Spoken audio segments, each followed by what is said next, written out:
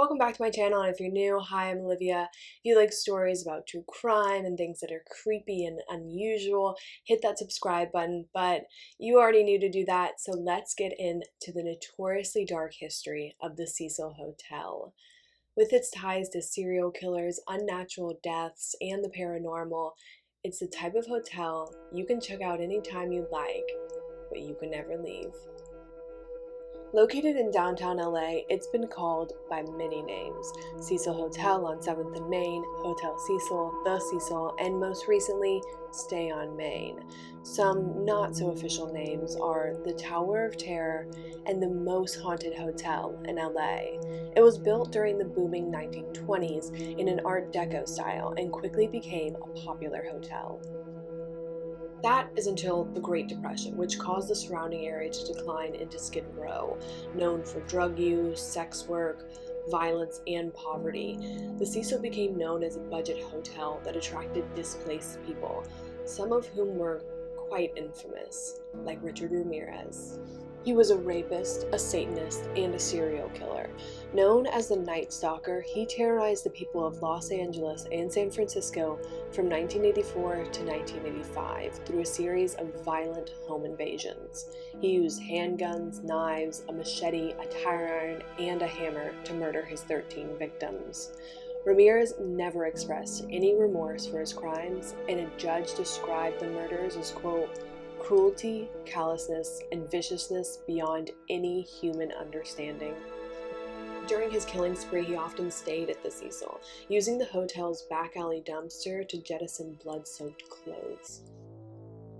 Austrian journalist Jack Unterwegener was a guest at the Cecil Hotel in 1991 while he worked for an Austrian magazine writing stories about crime in LA.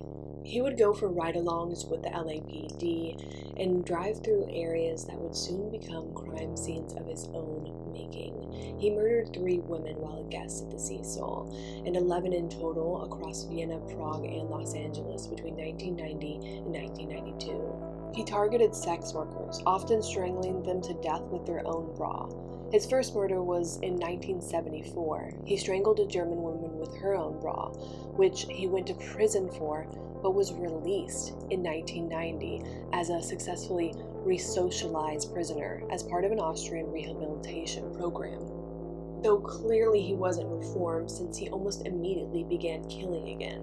He was eventually linked to the 3 LA murders and sent back to prison, where he died in 1994. Along with those serial killers, there was also an attempted mass murder at the hotel.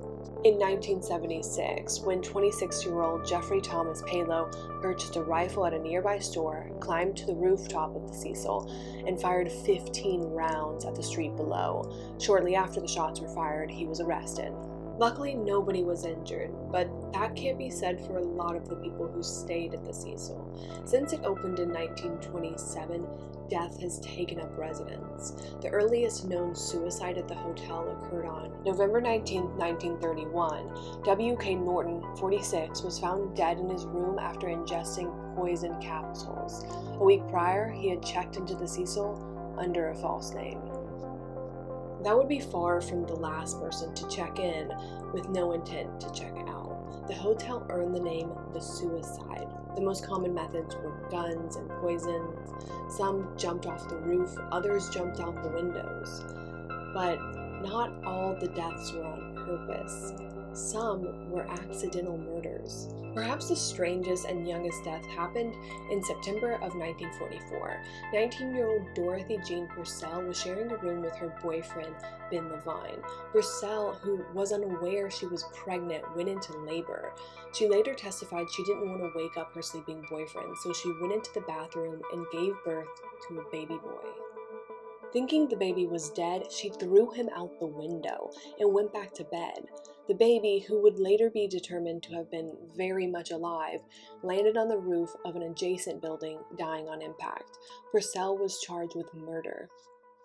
3 psychiatrists testified she was mentally confused at the time of the incident. In January 1945, she was found not guilty by reason of insanity. On October 12, 1962, 27-year-old Pauline Autumn jumped from the window of her 9th-floor room after an argument with her estranged husband. When Autumn took her plunge, she also took out another person. She landed on a pedestrian, 65-year-old George Giannini, killing them both instantly. Police initially thought they had committed suicide together since there were no witnesses. However, it was determined that Giannini had his hands in his pockets and his shoes were still on. If he had fallen, his hands wouldn't have been in his pockets and his shoes would have likely come off during the fall or upon impact. There has also been a number of unsolved deaths. On June 4, 1964, a hotel worker discovered the body of Pigeon Goldie Osgood, a longtime hotel resident. She was known for feeding and protecting the local pigeons at nearby Pershing Square.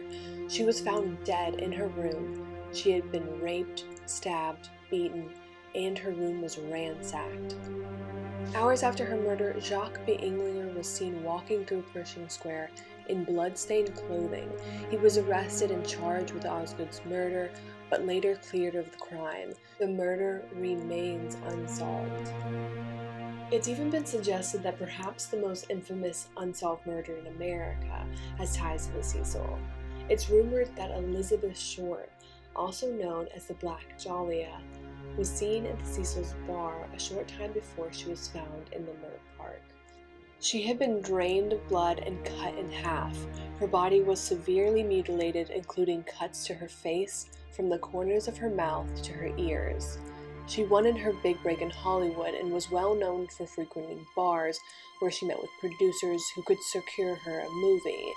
Instead, she became famous for a very different reason. She was reportedly seen coming out of a bar on Main Street by a policewoman named Meryl McBride, who talked to a sobbing young woman on January 14, 1947, who claimed an ex-suitor threatened to kill her. Based on this report, several witnesses claimed to have seen her at the Cecil bar that night. That would have just been one day before she was murdered on January 15, 1947. This information is highly disputed though, but it's fun to imagine she was there, adds a little spice. Though the hotel isn't lacking for famous unsolved crimes that definitely happened there.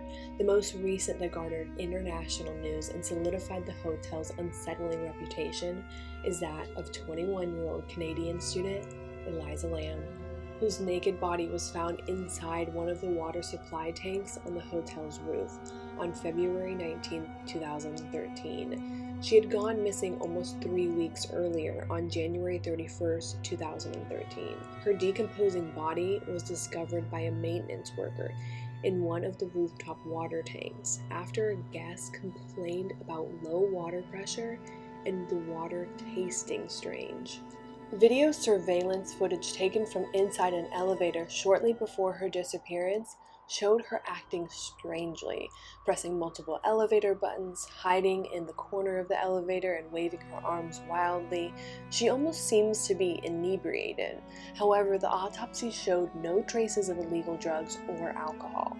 Authorities ruled her death an accidental drowning.